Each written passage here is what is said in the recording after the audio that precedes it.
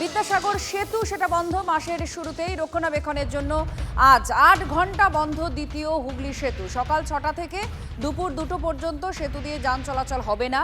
বিকল্প তার জন্য পথের ব্যবস্থা করা হয়েছে। কলকাতা পুলিশ স্থানীয় নির্দেশিকা জারি করেছে। সোমা আমাদের প্রতিনিধি আমাদের সঙ্গে রয়েছেন। সোমা, কি খবর পাওয়া যাচ্ছে? কারণ সকাল ৬টা থেকেই তো বন্ধ করে দেওয়া হয়েছে।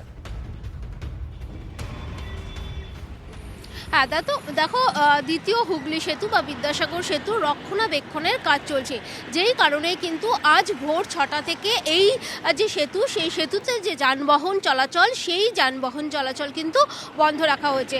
দেখতে পাচ্ছ সামনে কিন্তু কলকাতা ট্রাফিক পুলিশের তরফ থেকে নির্দেশিকা জারি করা হয়েছে। যেহেতু আজকে দেখো দুপুর ২টো পর্যন্ত এই দ্বিতীয় হুগলি সেতুর ওপর থেকে যান চলাচল বন্ধ থাকবে, তার জন্য কিন্তু অন্য রাস্তা তারা বলে দিয়েছেন। অর্থাৎ যে সমস্ত গাড়ি এই পথেই যাবে, অর্থাৎ তারা কিন্তু নিবেদিতা সেতু বা যে হাওড়া যে ব্রিজ, সেই ব্রিজের ওপর থেকেই যাবে, সেরকমই কিন্তু নির্দেশিকা জারি করা হয়েছে।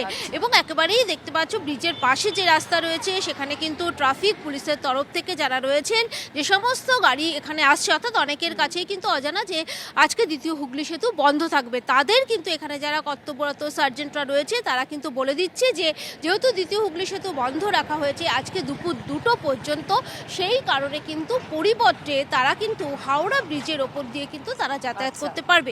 এভাবেই কিন্তু গাড়িগুলোকে ঘুরিয়ে দেওয়া হচ্ছে। অর্থাৎ বিকল্প রাস্তা তারা বলে দিয়েছেন। রক্ষণাবেক্ষণের কাজ সেটা কিন্তু খুবই জরুরি, তাই কিন্তু রোববার দিনটাকেই বাছা হয়েছে। সকালের দিকটা কিন্তু যান চলাচলের চাপ কিছুটা কম থাকে, সেই কারণেই কিন্তু দুপুর ২টো পর্যন্ত বন্ধ রাখা হচ্ছে। দুপুর ২টোর পরে কিন্তু আবার দ্বিতীয় হুগলি সেতুর ওপর থেকে যে যান চলাচল, সেই যান চলাচলের ব্যবস্থা করা হবে, অর্থাৎ যান চলাচল আবার শুরু হবে। ধন্যবাদ। আচ্ছা।